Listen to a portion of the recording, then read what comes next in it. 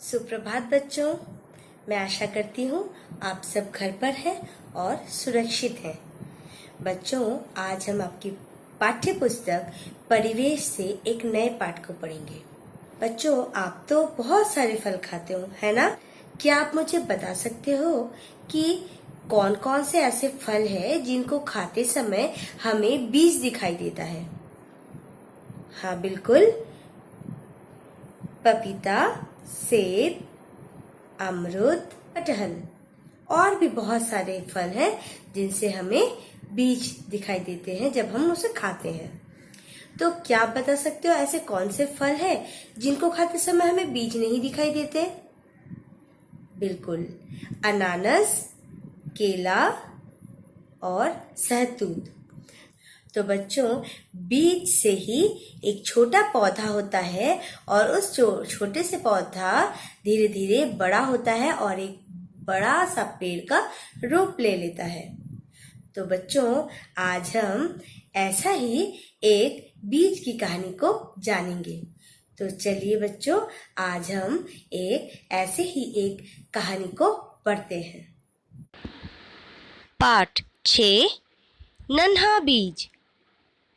एक था नन्हा सा बीज, प्यारा सा गुलाब का बीज। उसका घर जमीन के नीचे था। वहाँ बहुत अंधेरा था। एक दिन बीज घर में अकेला था। अचानक दरवाजे पर उसे एक आवाज़ सुनाई दी। खट खट खट। बीज ने पूछा, कौन है बाहर? बाहर से एक प्यारी सी मधुर आवाज़ आई। मैं बारिश की एक बूंद हूँ, दरवाज़ा खोलो, मैं अंदर आना चाहती हूँ। बूंद की आवाज़ सुनकर नन्हा बीज डर गया।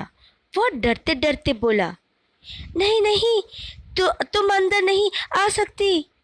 परंतु बारिश की बूंद नहीं मानी। वह खिड़की से झांक कर बोली, अरे दरवाज़ा तो खोलो, हम खूब सारी प्यारी प्यारी बातें करेंगे। बीज ने फिर कहा, नहीं नहीं, मुझे डर लगता है, मैं तुम्हें अंदर नहीं बुला सकता। बारिश की बूंद थक हार कर चुप हो गई। अब चारों ओर चुप्पी थी। धीरे धीरे रात बीती, सुबह हुई। फिर नन्हे बीज के कानों में एक मीठी आवाज़ गूंजी, खट खट खट। दरवाज़ा खोलो, मैं सूरज की किरण हूँ, मैं तुम्हें प्रकाश देना चाहती हूँ। नन्हा बीज डर गया, बोला, नहीं नहीं, तुम अंदर नहीं आ सकती। कुछ देर बाद बीज को हर तरफ टप टप खटखट की आवाज़ सुनाई दी। वह परेशान हो गया। उसने पर्दा हटाकर खिड़की से देखा। बारिश की बूंद और सूरज की किरण अंदर आने के लिए व्याकुल हो रही थी। वे अंदर आना चाहती थी। बूंद और किरण एक साथ बोली, दरवाज़ा खोलो, हमें अंदर आने दो, हम तुम्हें बाहरी दुनिया में ले जाकर नया रूप देना चाहती हैं। नन्हे बीज ने सुना था कि बाहरी दुनिया बहुत खूबसूरत है। उसका मन ललचा उठा और उसने दरवाज़ा खोल दिया। जैसे ही नन्हे बीज ने थोड़ा सा दरवाज़ा खोला, वे दोनों अंदर आ गई। अंदर आते ही दोनों ने नन्हे बीज को अपने नन्हे नन्हे हाथों में उठा लिया। अब उसका डर छूमंतर हो गया। फिर वे उसे शीघ्रता से धरती पर ले आई। अब उसका रूप बदल गया और अरे यह क्या, इतना सुंदर बगीचा, चारों ओर सुंदर सुंदर प्यारे प्यारे फूल, रंग बिरंगे लाल, गुलाबी और पीले पीले निराले फूल। उसने चारों ओर देखा। सभी फूल उसके आने से प्रसन्न थे, मानो उसका स्वागत कर रहे हो। तो देखा बच्चों आपने किस तरह से एक नन्हा सा बीज गुलाब का पेड़ बन गया। तो बच्चों, हमें इस कहानी से यह सीख मिलती है कि हमें कभी भी कठिनाइयों से डरना नहीं चाहिए। कई बार डर हमें आगे नहीं बढ़ने देता, लेकिन जो कठिनाइयों को संघर्ष करके पार कर लेते हैं, उन्हें ही सफलता मिलती है। क्या बच्चों, आपको पता है कि एक बीज कैसे पौधा बनता है और इस एक पौधे से वह कैसे पेड़ बन जाता है?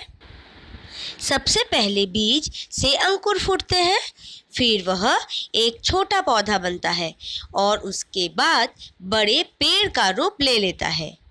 पेड़ को उगाने के लिए मिट्टी, पानी, खाद और सूरज की रोशनी की ज़रूरत होती है। बच्चों, आप भी एक बीज लगाइए और देखिए कि किस तरह से वह एक छोटा पौधा बनता है और धीरे धीरे वह पेड़ बनता है।